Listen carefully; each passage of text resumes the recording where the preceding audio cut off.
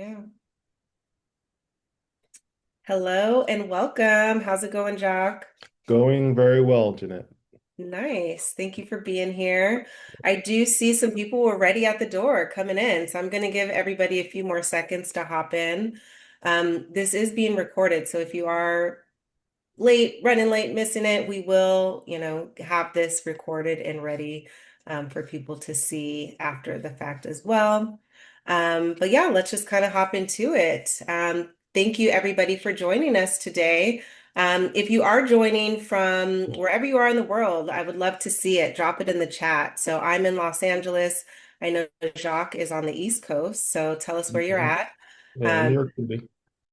Yes. Mhm. I am with Digital Niche Agency, and we work alongside founders who are building real scalable businesses, and we invite investors into these growth stories. So I am excited to introduce Jacques Joshpitri, CEO of SohoMD. SohoMD is a psychiatrist-founded, operated-led company that's already delivering mental health care at scale through a virtual-first integrated model, serving hundreds of thousands of patients across multiple states.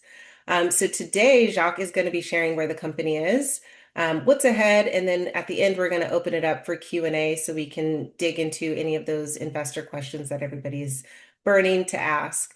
So yeah, with that, Jacques, thank you for being here, and I will turn it over to you.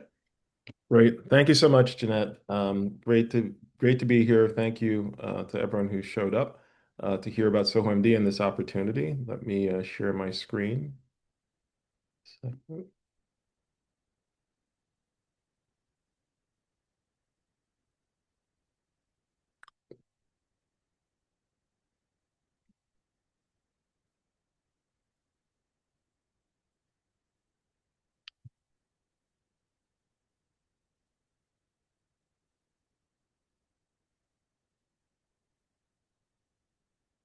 There we go. Great. All right, you can see the screen. Yes, I can. So SohoMD. SohoMD, it's a company that was started about 14 and a half years ago. So I'm a doctor, I have a medical degree, I have an MBA.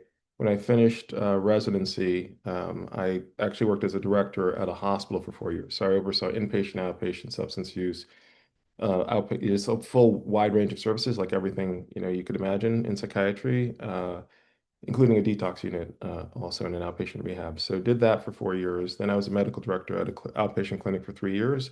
And those experiences are what got me excited about psychiatry and from the challenges I saw in both of those different roles, I thought that there could be a better way to enhance psychiatry. There was a way that we could take what was being done that was working well, but then go out there and start a business that could do it even better. And that was where psychiatry started. And and yeah, so let me go into the company, why it's a little bit different, and why this opportunity is so special. The mental health crisis. So, this business has been around for years, and a lot of people have been interested in psychiatry. It's really increased in terms of attention, in terms of funding, and yet we know that there's still this massive mental health crisis. 1 in 5 adults is still experiencing a mental health illness each year, despite all the services and availability that's out there. And yet, half of those people who are suffering receive no care. And we know that the pandemic, that was a time where there was a lot of focus on people's mental health because of what was going on and being, having all the restrictions that were in place. And so we saw a lot of adoption of telehealth, which helped improve access, made it easier for people to find providers. But at the same time, the numbers are still pretty high. The people are still not getting the care that they need. And along with that, just the opportunity in terms of behavioral health is massive. It's a $110 billion market. It's growing by 5 to 6% each year. And there's still a lot of shortage in terms of provider. The payers are now recognizing it and they're paying more. And just in terms of telemedicine, just the whole adoption of technology into psychiatry really has helped expand the opportunity in terms of the market size. Right now, virtual psychiatry is about $26 billion and thought to go up to $60 billion by 2030. And so this opportunity, so there's SohoMD as I was mentioning. So I thought, hey, this is great. Let me go into my own psychiatry business with SohoMD. And then since COVID, all these companies came into the marketplace. So LifeStance, Lyra, Brightline, Psychiatry, Talkspace, BetterHelp, Headway, and Headspace. So all these companies got hundreds of millions of dollars to go into psychiatry, especially driven by COVID and all the changes that happened in the marketplace. And the question, that I'd want to put forth is, did they miss something? Right? Is there something that, despite all the money, all the things that they're doing, is there something that they might have missed, and that SohoMD has actually been doing way before these companies even existed? Psychiatry treatment, mental health treatment tends to be a little bit fragmented. Things operate in a silo.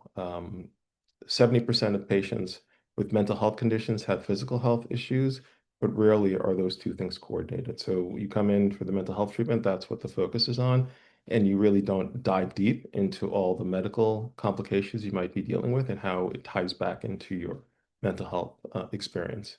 A lot of patients are having poor outcomes. So they have these, we know that when you have this mental health issue and a physical condition, that you're 3 times more likely to have a higher mortality rate. But that even extends to everything, that your overall response to care is not going to be as good when you have other medical conditions that are not being addressed in your mental health treatment and approach. And current solutions are falling short. There's a lot of talk therapy, not task therapy. So there's a lot of talk therapy in a lot of the platforms, but they're not really incorporating psychiatry, nutrition, and lifestyle into their full clinical model. And so there's a lot that's being left on the table in terms of what could be accomplished with your care. That's just not standard in a lot of the platforms out there. SohoMD initially focused on doing the American Psychiatric Association approach to psychiatry. So looking at the DSM, looking at, there's some, really good textbooks that lay out the protocols in terms of what medications, what therapy should be done, depending on what your diagnosis is. And that's the standard. That's great, right? You're doing a great job if you're capturing those two things. After having been in practice for, seven some odd years, so 7 out of the 14 years, there were all these patients who weren't getting better. We were doing the standard of care, we were following the guidelines. Patients were getting medications, they were getting therapy, but the treatment response was lower than it should have been. And it turns out that for like if a patient has depression, anxiety, and you give them an SSRI or an SNRI, which are medications that are typically used to treat those conditions, the response rate's like 30 to 40%. So that means 60 to 70% of the patients are not responding to the care that you're doing. And it's one thing when you have a few patients, but after your practice who's treated many, many patients, you see that the majority of patients are not responding to what you're doing. And that challenge is what got us excited about looking at other alternative ways to think about mental health. And that's what led into this biological approach to psychiatry, which really incorporated functional medicine into the work that we do. So we didn't discard what we do in terms of psychiatry. We didn't say, hey, what we did before doesn't work, and we're just going to do this other way. We said there's so many good things. This psychiatry is such a wonderful profession. We're doing so many things so well, but where are the blind spots and what can we do to cover those blind spots? And that's what the functional medicine piece did, is it allowed us to think biologically about psychiatric cases. So give me we started finding things that were happening in patients medically that were actually presenting psychiatrically. And so when we started combining this approach where we looked at nutrition, we looked at endocrinology, our response rates went significantly higher because things that would have been missed because they're not in the standard psychiatric approach, things that would have been typically missed, we were now capturing and treating, and the patients were really responding very well to that. In addition, on the talk therapy side, we made an effort to connect people with the right therapist and also to really make sure that all our providers were trained in trauma work, because that's something that typically, the standard was always like CBT, and people didn't really think about trauma. And that was kind of the standard where, the cognitive behavioral approaches to therapy that was thought to really treat a wide range of conditions. But there were all these people who were dealing with different kinds of traumas. So there's some, big traumas that we know about, but even smaller traumas that tend to be emotional anchors for people in their care. So we took an approach of just making sure most, if not all, the providers were trained in trauma work, and that allowed our therapy to be at a very high quality level. And combining this with a functional biological approach to psychiatry, and that combination created a very powerful clinical model where we were seeing great results with our patients. And I mentioned that 30 to 40% response rate that you typically get with SSRIs and SNRIs. Our response rate was in the 80s and 90s, which is amazing, right? We here we are, a self-funded company, and really taking an approach where we're just helping patients get significantly better than even the top quality competitors in the marketplace. In terms of the, typical practice, a practice will typically see 3 to 4 visits with their patients. Our practice was seeing 12 to 13 visits. So we were multiple of the national average in terms of visits, which shows strong engagement with patients, meaning that there was something that we were doing in our care that was different, that was really attracting patients and making them want to come to SohoMD for care and for treatment. Additionally, just patients had a positive experience where we had a 4.8 out of 5 rating. So whatever we're doing, we're doing something right. Patients were getting better. They were enjoying working with providers on the SohoMD platform. And over those years, we treated over 70,000 patients and had over 850,000 visits. So we accomplished all of those things on our own without, an outside partner, without outside funding. All these things, this clinical excellence and this volume of work we were able to do just because of the approach and care that we took and how we did psychiatry. Now there's a big change that's happening in the marketplace, and I think everyone has seen the incorporation of AI and just how that's impacting so many things. And that's really one of the big drivers of why we're looking at funding. So we accomplished all these things and have used technology and used and created this clinical model and have been able to help patients. And now there's a way that we can capture the best of what we do into AI and then protect it with patents to have our own IP and build a moat around how we do psychiatry. So we can take AI and use it to enhance our clinical work so that we can take clinicians who don't necessarily understand this approach to psychiatry and have a wraparound clinical decision support tool that helps them operate at this highest level. So we can use AI on the clinical side, and we can also use AI on the operational side in terms of the billing, the scheduling, all those things, where we decrease the cost of running the business. And so that combination lets us create this automated model where the clinical quality is exceptionally high and the cost of delivering that it becomes exceptionally low and makes us a true, incredibly competitive in the marketplace compared to other platforms that are trying to offer mental health services. And so right now we offer the therapy and psychiatry. We would look to add additional services like nutrition and endocrinology, which all fit into our approach, our functional medicine approach to care. We would also, historically we've had supplements. We would add additional devices and technology, and I'll touch on this in a second, in terms of some of the technology that we're incorporating into SohoMD. And we have health plans that are, fee-for-service health plan arrangements and patients who are self-pay. We would add additional employer contracts for employers that were self-funded or self-insured, that we would directly contract with them to provide mental health services for their employees, and also for us to add some government plans. So, so the funding process really helps us uh, really transform the organization and incorporate the latest and greatest in terms of what's happening with technology around AI. And we see us, the company being able to get to, over $100 million over the next couple of years. That's what we see as this massive opportunity. We already achieved, significant revenue without funding. And so adding funding and then using AI, expanding the contracts, adding the Medicaid, Medicare, adding more providers to the platform, launching a related consumer app, increasing the number of states that we're in, increasing the services that we're offering in terms of the complementary services like nutrition and endocrinology, and just increasing the value to the consumer, meaning just what are the other things that we can add to the consumer experience that enhances their mental health, such as the supplements, such as devices that increase the revenue and margins for the business. So all of those things are things that we see as possible with the use of the funds. And what's so special about investing in SohoMD? There's some truly unique characteristics of this company that other companies don't have. 70,000 patients, 850,000 visits. Like that's substantial. And we've been doing it over 14 years. So we really have a lot of experience and wisdom in terms of how to do behavioral health and also virtual behavioral health. We started way before COVID, and we were driven by ingenuity. Our growth was through ingenuity and through solving problems and not through burning capital.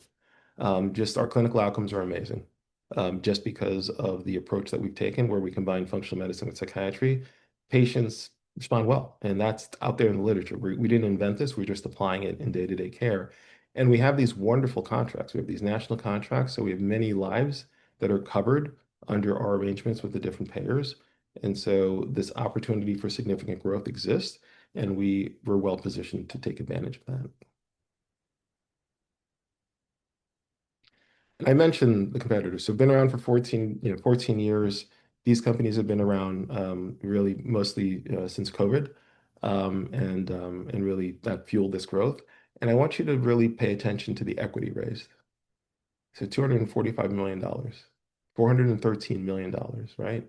114, 183, 463, and $325 million. That's a lot of money. That's a lot of money where these companies have gotten scale and growth because of their ability to spend capital, while we've been focused on the clinical quality piece and creating a model that was so attractive for patients that they would engage, they would stay, and providers would build a caseload and a following on our platform because of our ability to enhance the work that they were doing clinically. That's what we achieved. Now imagine taking what we've done without capital, and now imagine we add capital to fuel that growth even further. That's what we see as being such an exciting opportunity that's truly unique in the marketplace. There aren't businesses that have been around doing what we're doing for 14 years. We've been doing it, and we're ready for the next phase. And I mentioned the expansion of services. One of the things that we launched and we mentioned was the partnership with Jago. So Jago created a biofeedback device that's incredibly effective for migraines and other conditions. And right now we're working with them to launch a virtual migraine solution where patients are able to get the device, work with the device at home, and be able to work with the therapist virtually and help use biofeedback to relieve their migraine pain. So Jago has the device. We have the clinical network that we're expanding to focus on this and having this virtual migraine solution. So this is a wonderful partnership. It's exciting. It serves as a template for what we see as a way of really accelerating our growth moving forward. And you'll be hearing a lot more about this, but this is currently getting launched. And that's it. So in a nutshell, SohoMD around for 14 years. We have an excellent way of thinking about psychiatry, applying psychiatry.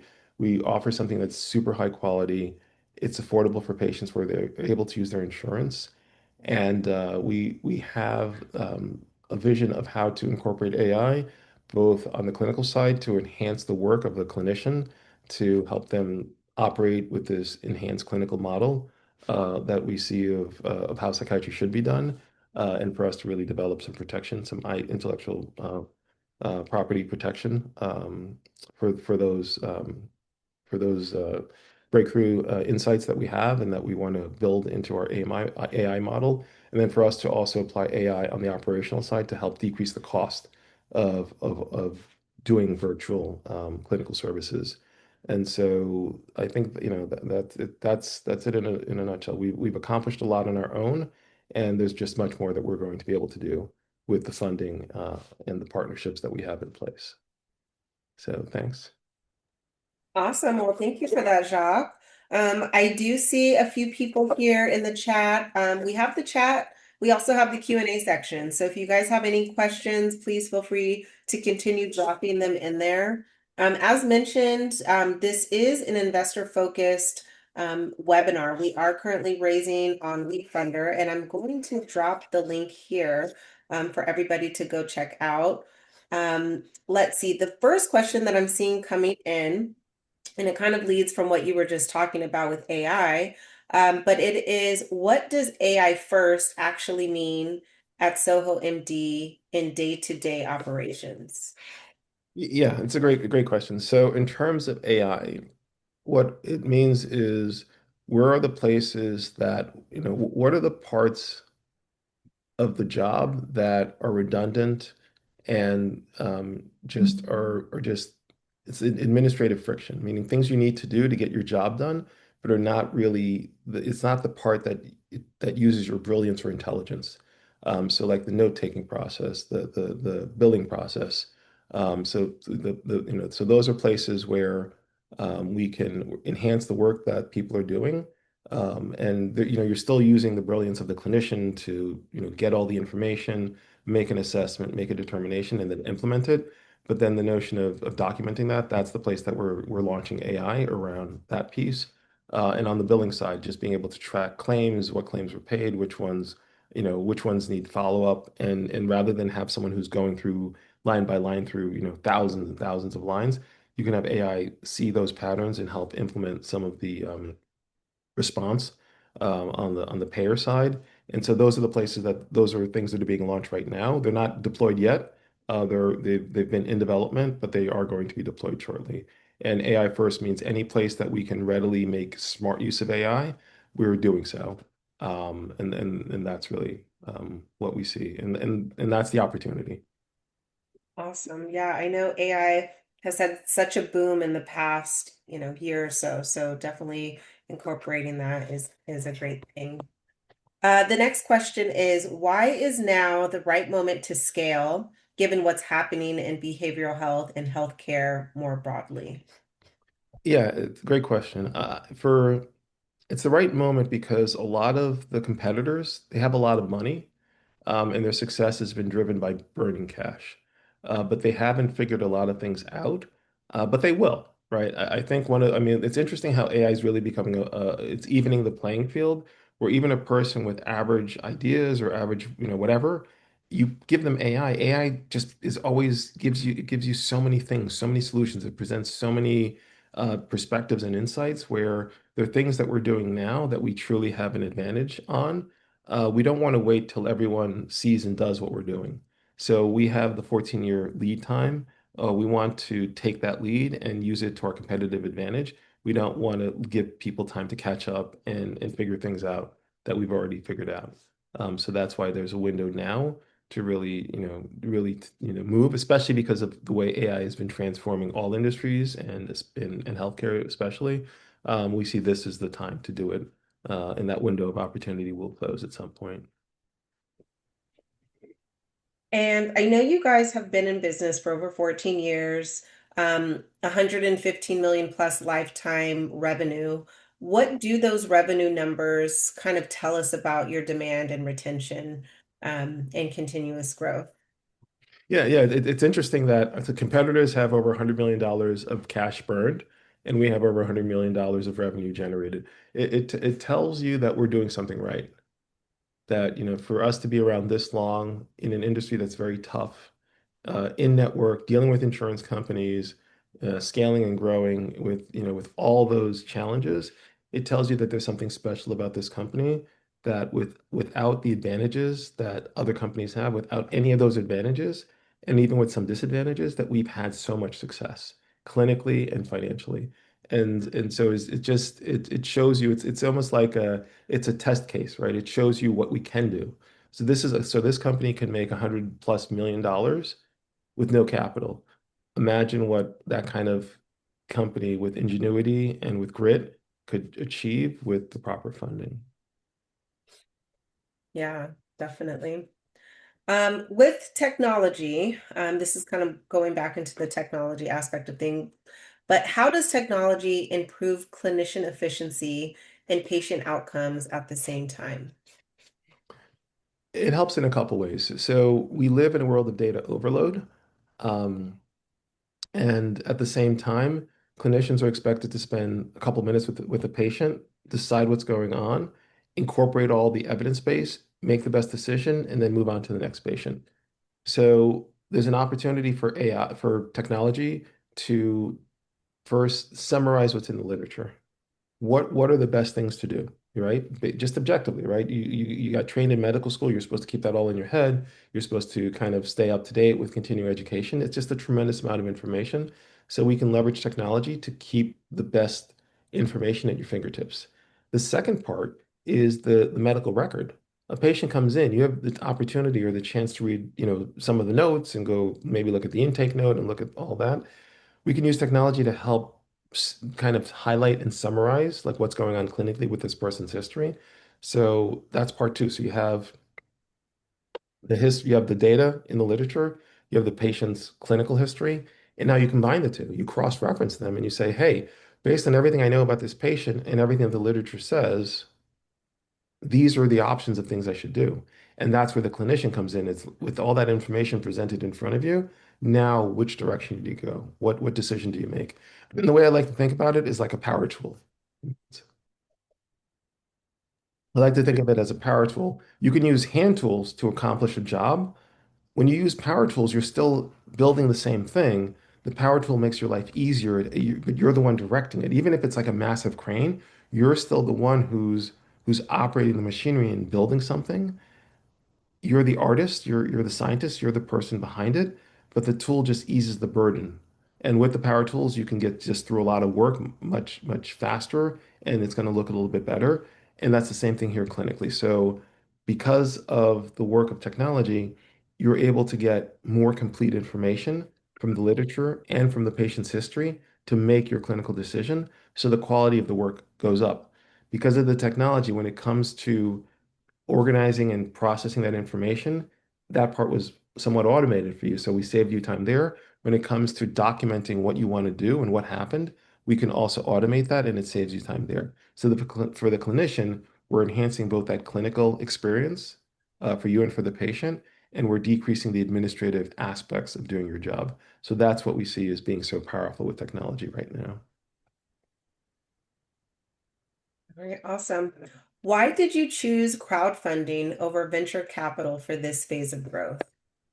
Well, we didn't so much choose one over the other. We just did it in parallel. And what we thought was interesting with crowdfunding was building a community of investors who care about mental health and who really, their mission, their interest, what was important for them was the same things that were important for us. Like they understood mental health and how important it was, and also saw the opportunity. And sometimes I think when you speak to pure investors, sometimes they're only looking at the financial piece and not thinking about really the underlying mission or goal in a broader way. And so that's why we were excited to, give some exposure to people who may not have millions, and to put in as a venture capitalist, an investor, but here anyone who really cared about mental health and also was looking for a financial return, that created the opportunity for them to participate in this process.